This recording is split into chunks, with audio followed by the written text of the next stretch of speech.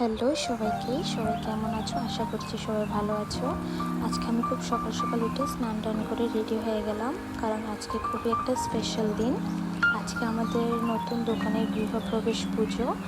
আর আমি, আমার হাজব্যান্ড আর আমার শ্বশুরমশাই স্নান টান করে পুজোর ওখানে যাওয়ার জন্য রেডি হয়ে বেরিয়ে পড়লাম বাড়ি থেকে। সকালে পুজোটা ছিল, তাই পাখির খুব মিষ্টি চেঁচামেচি শোনা যাচ্ছে। আর আমার শাশুড়ি মা আগেই পৌঁছে গেছে।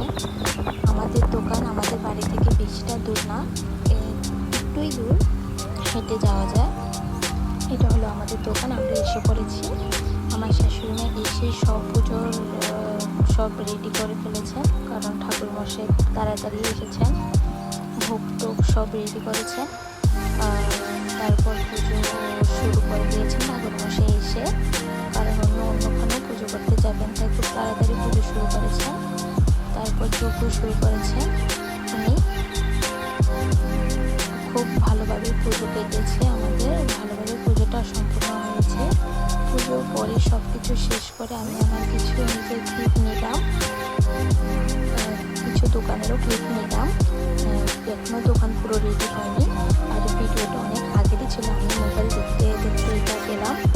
এটা আমাদের দোকান, আর এটা সাবরুম আগরতলা রোডের একটু মাঝ বরাবর।